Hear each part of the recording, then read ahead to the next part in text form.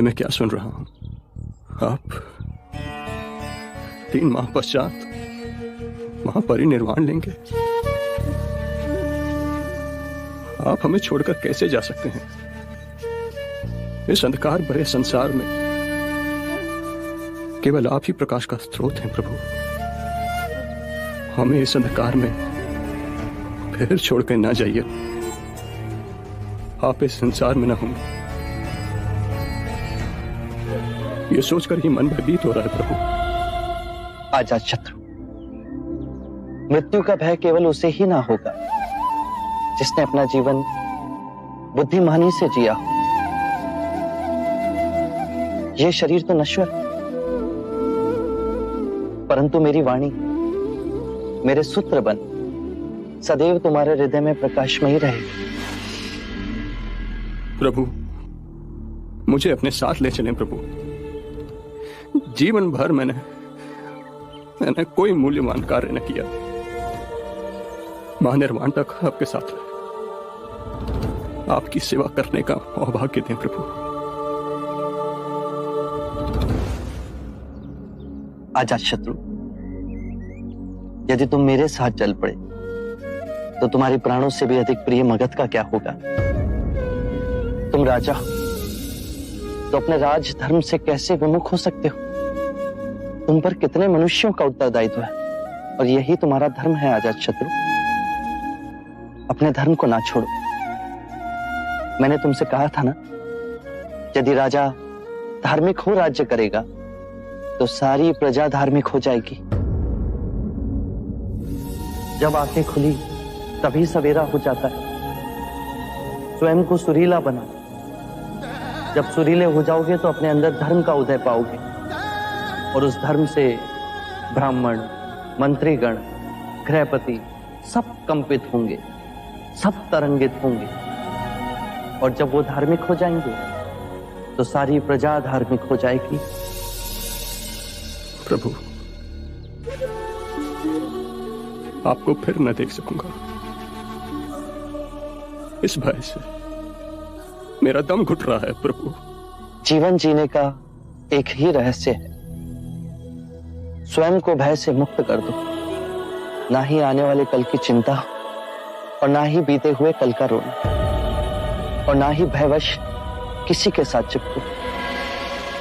जीवन का एक सत्य और समझो अजात शत्रु, यदि तुम किसी व्यक्ति, विचार, वस्तु से चिपकोगे तो उसे गवा दोगे।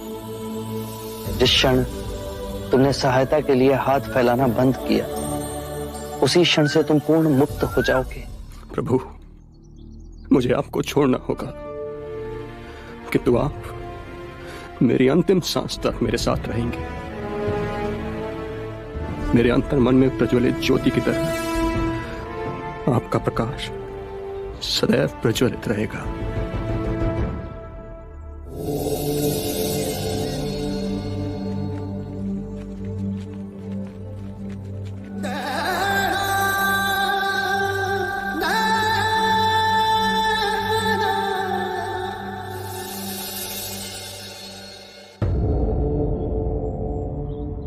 हम जैसे संसारी जीव आपके दर्शन पा कृतार्थ हुए। मेरे जैसे निम्न व्यक्ति का निमंत्रण स्वीकार कर हम सब पे बहुत बड़ी कृपा की। हम तो साधारण मानव हैं। क्या आप हम सबको धर्म के पद पे चलने का उपाय बताकर हम पर कुछ कृपा करेंगे? मेरी पत्नी की भी अभिलाषा है कि आप हमें जीवन जीने की निधि समझाएं। चंड, दाम्पत्य जीवन में सामंजस्य होना अति आवश्यक है। यदि पति और पत्नी के बीच में मधुर संबंध होंगे तो परिवार का सौभाग्य बढ़ेगा और परिवार का सौभाग्य फैलकर संपूर्ण मानव समाज को हर्षित करेगा। पति और पत्नी को सांसारिक रूप से ही नहीं अपितु धन कमाने की भावना और शरीर के बंधनों से ऊपर उठना होगा। पत्नी पति के ही शरीर का एक अंग है। पति को सर्वदा अपनी पत्नी का आदर करना होगा उसे मान देना होगा।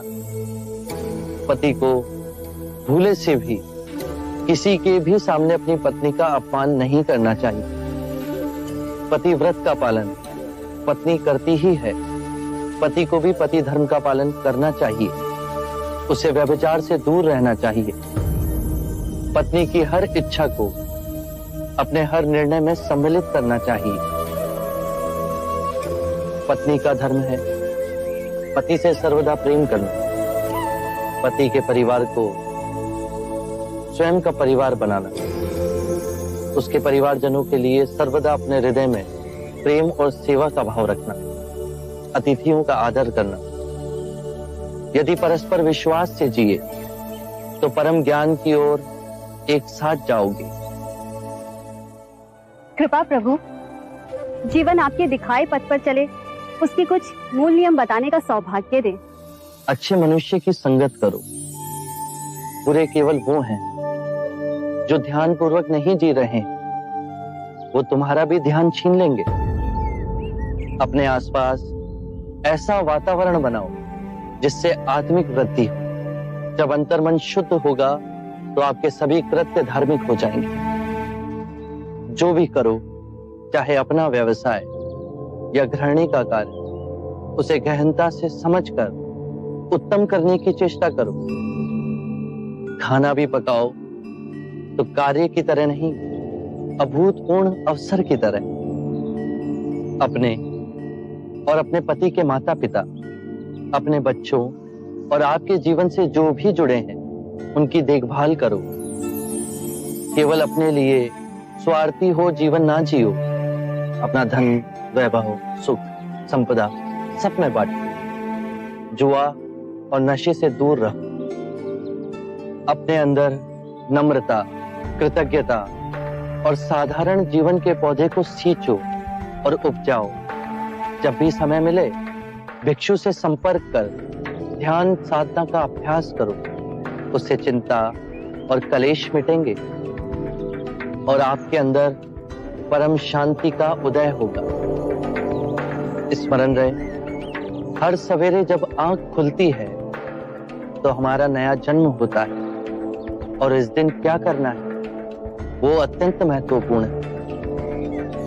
मनुष्य कृतज्ञ भाव से जीना भूल गया है। सांसारिक को यह स्मरण रहे कि उसे क्या क्या संपदा मिली है। वृक्ष मिले, पुष्प मिले, वायु मिली, जल मिला है, आकाश मिला है। ये संपदा हमने तो नहीं कमाई। इन सभी के लिए अपने अंतर में धन्यवाद का भाव हो। कृतज्ञ भाव से हर दिवस को जीते हुए सोचो।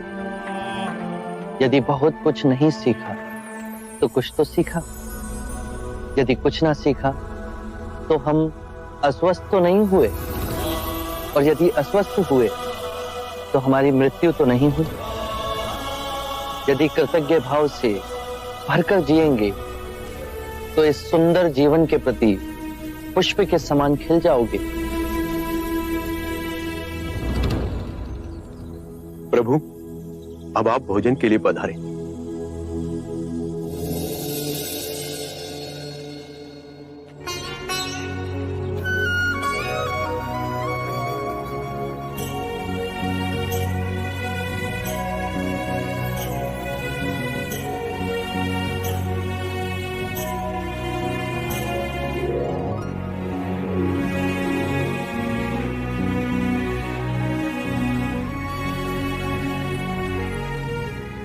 देखिए, आपने बुद्ध को शुक्र माधव तो परोसा ही नहीं। जाइए जाकर परोसाइए। अरे हाँ, ये तो मैं भूल ही गया। जी। मैं अभी परोस के आता हूँ।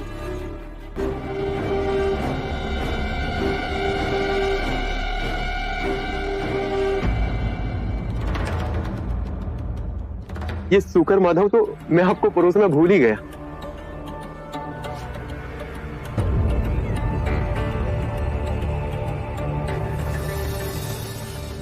ये शुक्र माधव बड़े प्रयास से मैंने चंदन के वृक्ष से तोड़ा है। बड़े प्रेम से मैंने आपके लिए बनवाया है।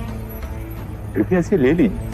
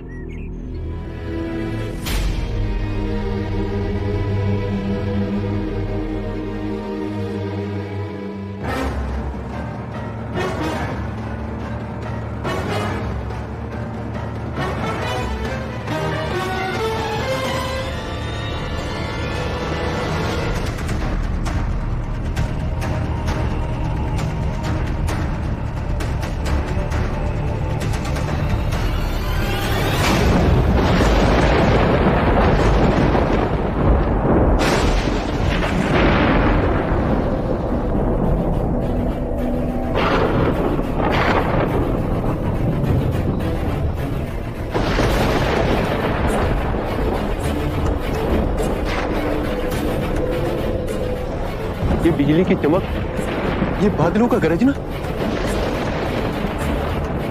ये वर्षा ऋतु का समय भी नहीं। चंद,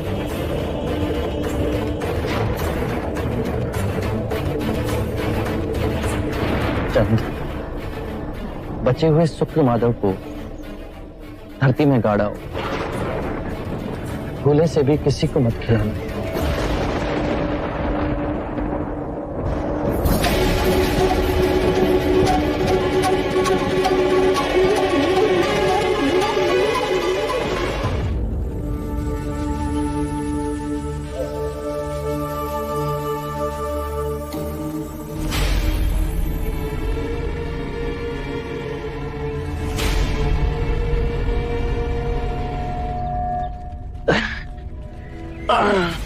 बुध, क्या हुआ बुध? आनंद, हम कुछ देर यहीं रुकेंगे। अनिरुद्ध, तुम बाकी भिक्षुओं को लेकर कुशागार की ओर जाओ, हिरण्य नदी के समीप। हम दोनों तुम्हें वहीं मिलेंगे। आनंद, तुम इस वृक्ष के नीचे मेरा आसन रखो। जी बुध। मैं कुछ समय यहीं विश्राम करूंगा। जी। आइए बुध।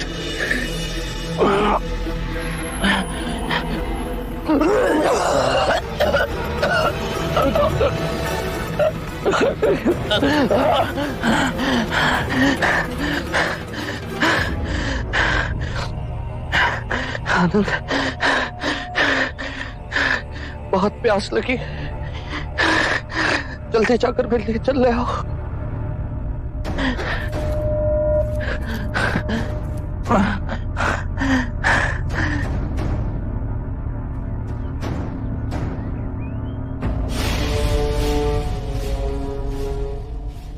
ऐसा गंदा पानी नहीं दे सकता मैं बुध को। बुध, आनंद, जल लाए, मुझे बहुत प्यास लगी। बुध, वहाँ का जल बहुत गंदा है, आपके पीने योग्य नहीं है। कलकत्ता तक रुकिए, वहाँ का जल मीठा और निर्मल है। वहाँ जाते ही मैं आपके जल पीने का और स्नान करने का प्रबंध कर दूंगा। आनंद, इस भिक्षा पात्र में जल लाओ, जल स्वच्छ है, जल्दी जाओ। जी बुध।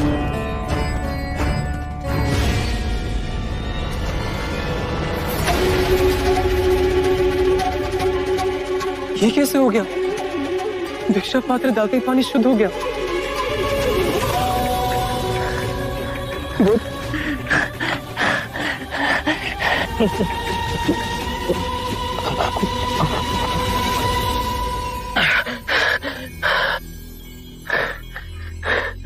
बुध, मैं पहले गया तो ताल पूरा गंदा था।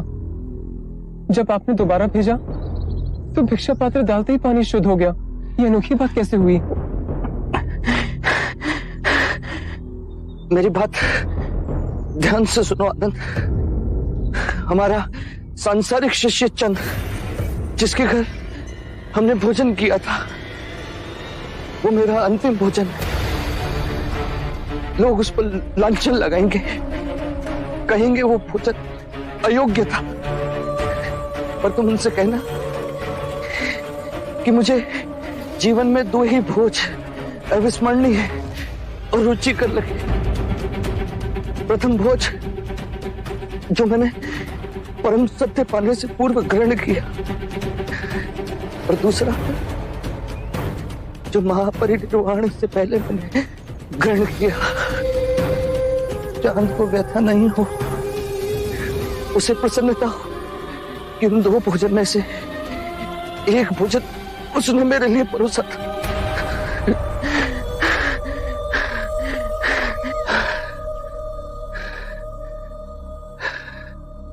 आनंद, हमें हिरण्य नदी के पार जाना है,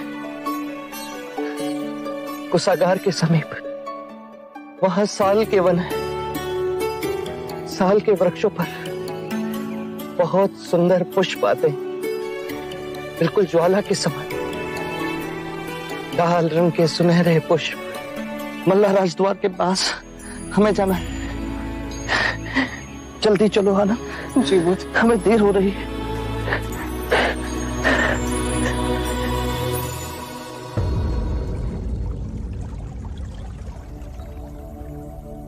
आइए आराम से बुद्ध, आराम से।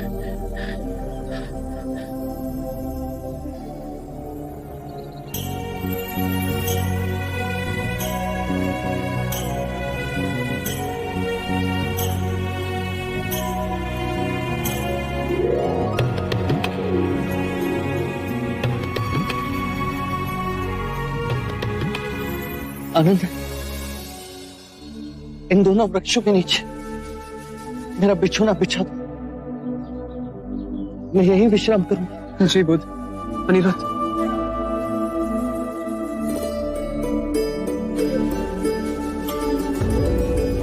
अनिरुद्ध, धर्म का स्वभाव तथागत है।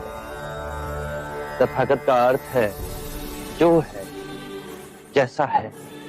इसी अद्भुत तथागत से कमल का पुष्प उत्पन्न हुआ। तथागत से अनिरुद्ध का उदय हुआ। आप सभी का उदय हुआ। आनंद का उदय हुआ। इस संपूर्ण प्रकृति का उदय हुआ। जो भी तथागत से उत्पन्न हुआ है और जो भी तथागत में विलीन होगा, उसे हम तथागत कह सकते हैं। धर्म कहीं से नहीं उपजते और ना ही कहीं जाते हैं। धर्म केवल है और रहेंगे। आज से मैं और सारे भिक्षु आपको तथागत कहेंगे। आपको तथागत कह के हमें स्मरण होगा कि हम सब में तथागत का बिंदु है।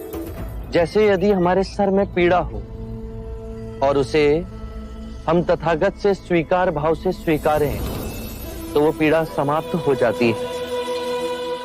इसका कारण है कि हमारी आदि शक्ति उस पीड़ा से लड़ने के लिए बह निकली और आदि शक्ति उसका उपचार कर रही है। ये दोनों विभाजित शक्तियां सर की पीड़ा से अधिक सर को दुखा रही हैं। यदि हमने तथागत से इस पीड़ा को स्वीकार भाव से स्वीकार कर लिया, तो दरार भर गई। अब हमारी सारी शक्ति इस पीड़ा को आरोग्य करने में जुट जाएगी। आइए बुद्ध।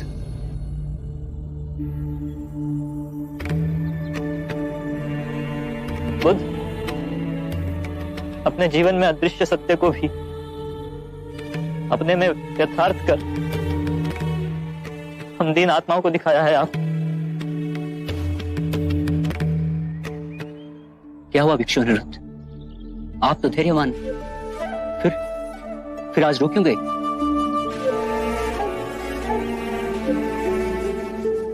प्रिय भिक्षु, मुझे आज आभास हुआ है कि खुद आज रात्रि ही निर्वाण को प्राप्त होंगे।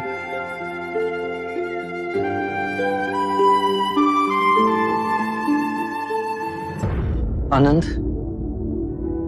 मेरा सिर उत्तर की ओर होना चाहिए। मैं दाईं ओर लेटूंगा। जी बुद्ध।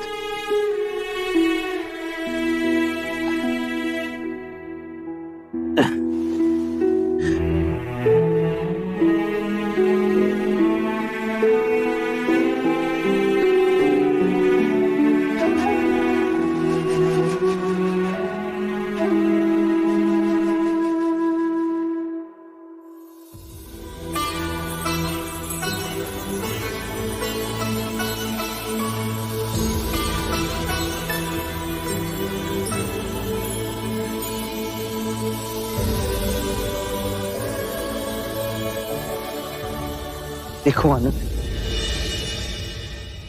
अभी तक बसंत ऋतु भी नहीं आई और इन शाल के वृक्षों पर कैसे लाल पुष्प भर इन्हें झुका रहे हैं। देखो कैसे ये पुष्प वर्षा की एक एक बूंदों के समान मेरे वस्त्रों पर बरस रहे हैं।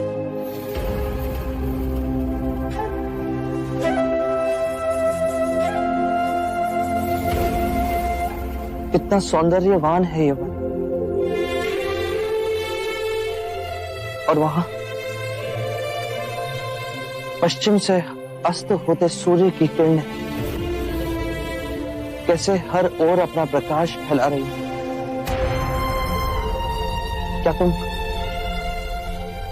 साल की इन टहनियों में बहती वायु के संगीत को सुन पा रहे हैं? मेरा हृदय तो ये सब देख आनंद से विभोर हो गया है।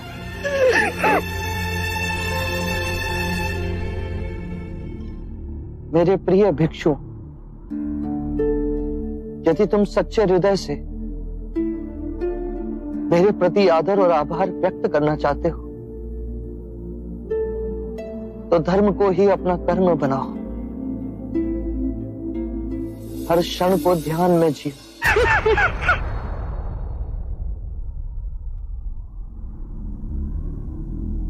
अनिरुद्ध, आनंद कहाँ है? उसे बुला के लाओ।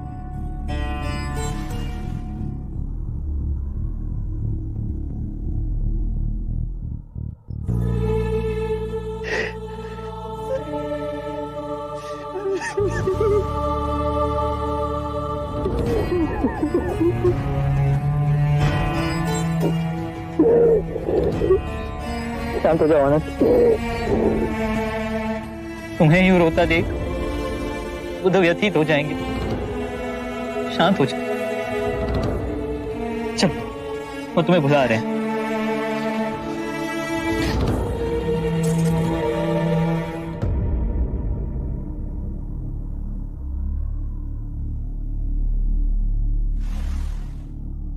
इतने व्यथित ना हो आनंद। मैंने कितनी बार तुम्हें चेताया है कि सभी धर्म अनित्य है। जन्म में मृत्यु के पश्चात है, मिलन में वियोग की सूचना है, लहर के उठने में गिरने की प्रकृति। यदि मृत्यु ना हो तो जन्म कैसे संभव है आनंद? तुमने अपने हृदय और आत्मा से मेरी बहुत सेवा की। मैं तुम्हारा अत्यंत आभारी हूं। तुम्हें अनेक गुण, किंतु तुम इन सभी गुणों से आगे जा सकते हो। थोड़ा सा प्रयास करो तो तुम भी जन्म और मृत्यु के बंधन को काट सकोगे। तुम आत्म मुक्ति प्राप्त कर सकते हो, प्रत्येक दुख से उबर सकते हो। और मैं जानता हूं कि तुम ये सब कर सकते हो, और मुझे तुम्हारी इस चेष्टा से प्रसन्नता मिलेगी।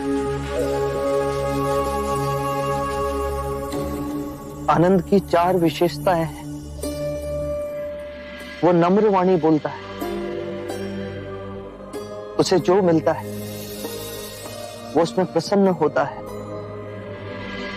आनंद सबके लिए समान भाव से दयालु है, और आनंद का चुप रहना किसी को अच्छा नहीं लगता, मुझे भी नहीं। आनंद, तुमने कारण ना पूछ सर्वदा मेरी बात मानी। मेरे देह त्यागने के बाद बहुत से कार्य तुम्हें करने। तथागत, कृपया आप यहाँ दया ना त्यागिए। कुशीनार मिट्टी के घरों से बना एक छोटा गांव है। आपके महानिर्वाण के लिए इससे कहीं अधिक श्रेष्ठ स्थान है। राजगृह है, आपकी प्यारी श्रावस्ती है, कौसंबी है, वाराणसी है। कृपया ऐसे स्थान का चयन कीजिए जहां आपको अधिक से अधिक लोग देखने के लिए आए और आपके अंतिम दर्शन पा सके। आनंद, कुशीनारा तथागत को बहुत रुचिपूर्ण लगा। छोटा सा मिट्टी के घरों का गांव, साल के वृक्षों से वर्षा की एक एक बूंदों की तरह टपकते हुए ये पुष्प। आनंद, देह त्यागने से पहले देखो मुझ पर किस तरह बरस रहे हैं। आनंद, मेरा एक कार्य करो, कुशीनारा जाओ और वहां मल्ल नरेश को सूचित करो कि बुद्ध उनके वन में रुके हुए हैं, और उनसे कहो कि आज रात्रि के तीसरे प्रहर में बुद्ध महापरिनिर्वाण लेंगे।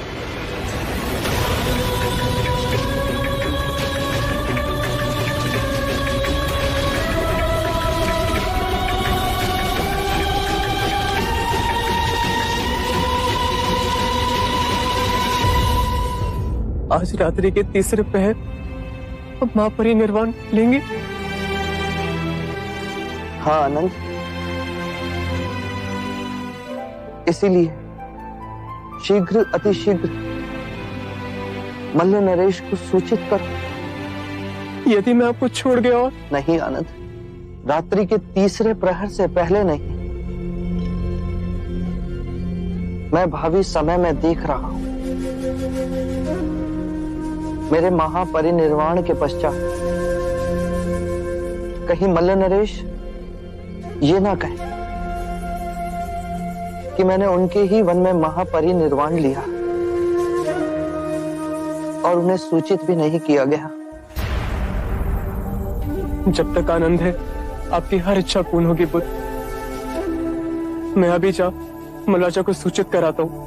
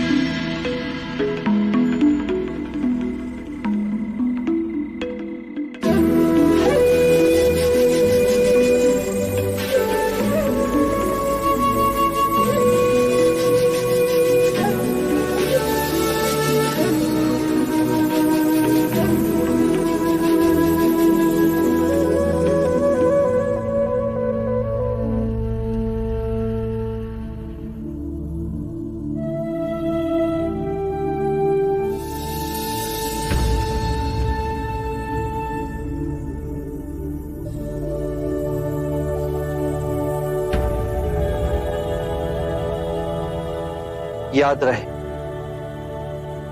मेरा मार्ग संसार से विमुख होने का मार्ग नहीं।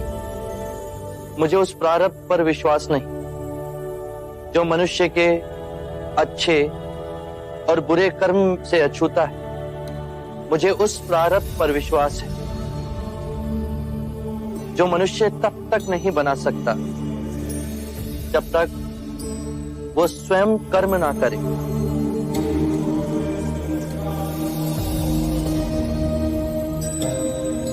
हमने मां समान पृथ्वी को दुखदाई बना दिया।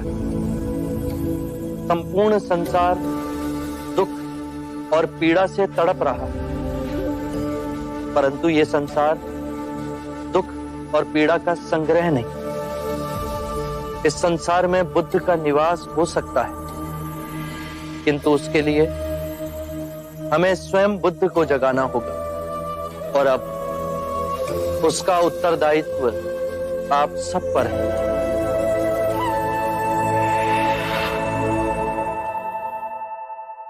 अज्ञान ही दुख, भ्रम, चिंता को जन्म देता है। क्रोध, लोभ, अभिमान, स्वाभिमान, ईर्ष्या इसी अज्ञान की संतान है। माया का खेल विपरीत का है, दो रूपों का है, परंतु जीवन और मरण दो नहीं, एक ही है। हमें इस भ्रम को दूर करना है। यदि एक बार यह भ्रम दूर हो गया तो हम अपना संपूर्ण जीवन कारावास में नहीं, स्वतंत्रता में जी सकते हैं। शील, समाधि, प्रज्ञा और आर्य अष्टांग मार्ग से इस भ्रम को दूर किया जा सकता है। एक बार पुनः दोहराता हूं, सम्यक ज्ञान, सम्यक विचार, सम्यक वाणी, सम्यक कर्म, सम्यक आजीविका, सम्यक प्रयास, सम्यक चेतना और सम्यक एकाग्रता।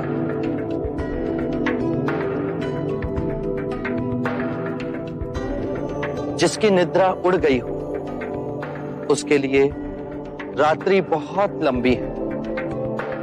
जो थक गया है उसके लिए पड़ाव बहुत दूर है। जिसने अंधे हो अपना जीवन जिया और धर्म का मार्ग नहीं समझा, उसके जीवन में अनंत दुख है।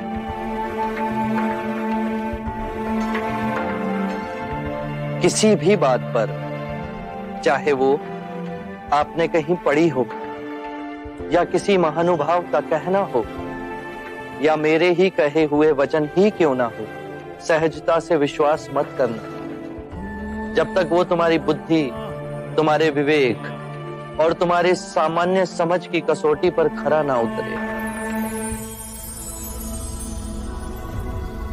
बुद्ध, और यदि परम ज्ञान के रास्ते में आपसे भेंट हो गई तो?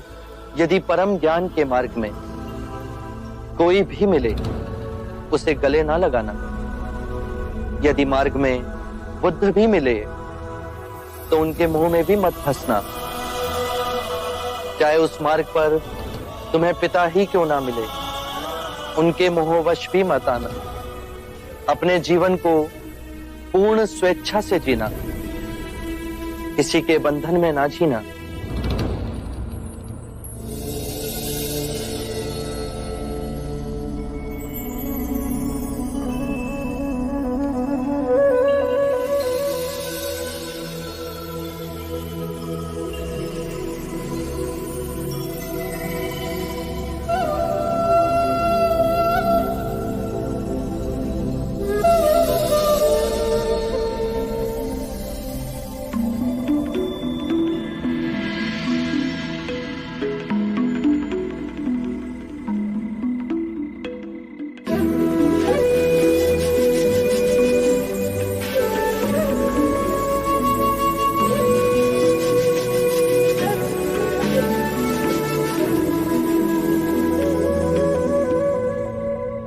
मानव के आध्यात्मिक इतिहास में बुद्धा के समान विशाल, निर्भय और निस्वार्थ गुरु इस सृष्टि पर अब दोबारा नहीं आएंगे। जो करुणामयी हमारे ध्यान में आकर के हमें परम ज्ञान सूत्र समझा गए, जो प्रेमवश हमें अष्टांगिक मार्ग का संदेश सुनाकर चले गए, जो काल का चक्र चीर आने वाली शुभ मानवता को भी धर्म के पथ पर चलने की दिशा दिखा गए।